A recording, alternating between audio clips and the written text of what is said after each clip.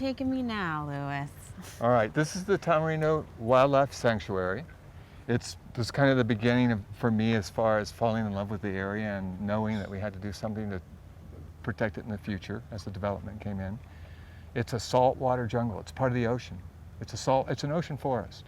And there's probably 250 species of birds. There's a bunch of wild animals, and it's surrounded by the most endangered type of forest on the planet, which is tropical dry forest. And we're going to go in, we're going to look for some of the birds and hopefully see some monkeys. All right, I'm ready.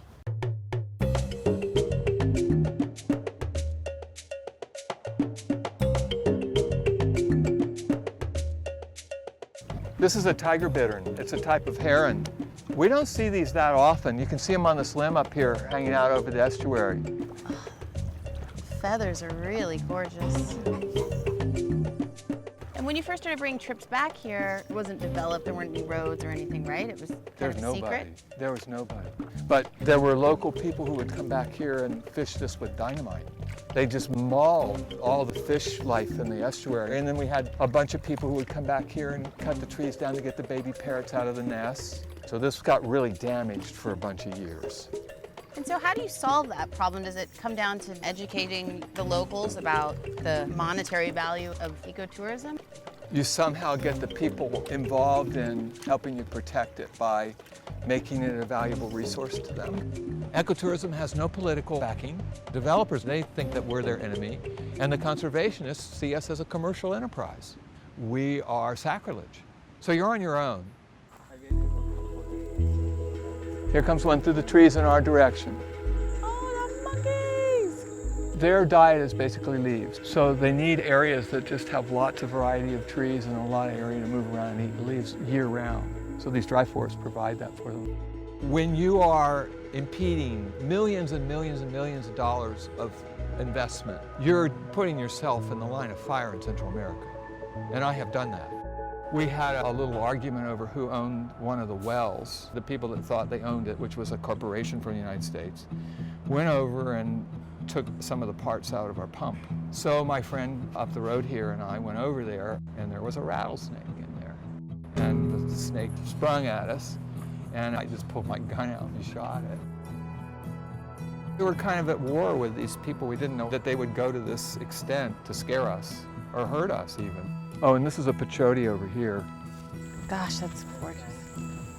Look at the bark. It's like a punk rock tree. You can't buy wild peyote wood anymore. It's illegal to cut the tree, and this one might be 50 or 60 years old. Coolest tree I've seen. Peyote.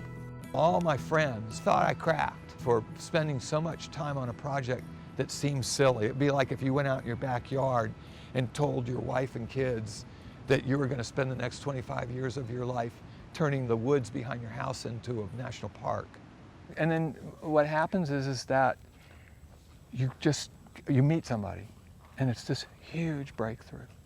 And not necessarily conservationists. In my case, it was a neighbor who happened to be a senator, and he fell in love with Estero, and he helped me. He said, let's make the law. Go write it, and come to San Jose, and we'll go to Congress and present it and get it passed and get this over with. And that was it. Done deal. When it happens, you can't even emotionally feel the gain. It's just too big to encompass at one time. But now I feel it. You feel like it now. being here with you guys and everything. This is the time when I feel it.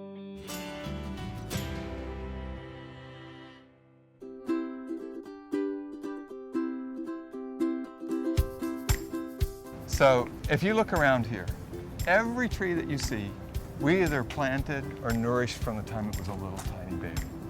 What we're going to do today, if you like, I thought we'd go into the wildlife refuge and plant an African almond. Great, I'd love to help. I can leave my legacy, and then hopefully when I come back in 25 years, this tree will be here. You've already left your legacy. Oh, I see where this is going. Is the dog going to help? He may fall in there. So I can't help but look at this tree, and we hope it grows, and look around at everything you've done here and think about, the future of your efforts and your hotel. What do you see in the future?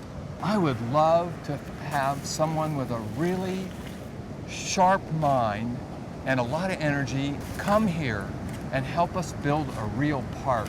And we have amazing natural resources to make that park world famous. This could be an amazing park, but so far I haven't been able to like kind of get anybody in the groove. It's all been this political posturing, Right. and nobody's really kind of figured out what the future of this could be.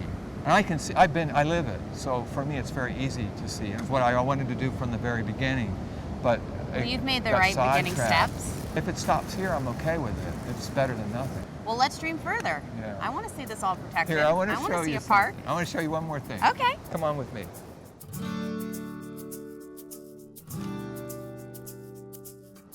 That's Tamarindo. That first building over there is where the Estero is. This is all part of the Tamarindo Wildlife Refuge. And that's what you see when you're out surfing. You look in here, and all you see is green. The rest of it is all natural beach. Oh, you just gave me goosebumps. It's so beautiful. It really is. You must feel proud when you're out there surfing. and No, you we look love back it. at this. We're really excited about it. Well, thank you for preserving something awesome, and I hope the future holds more. We'll see.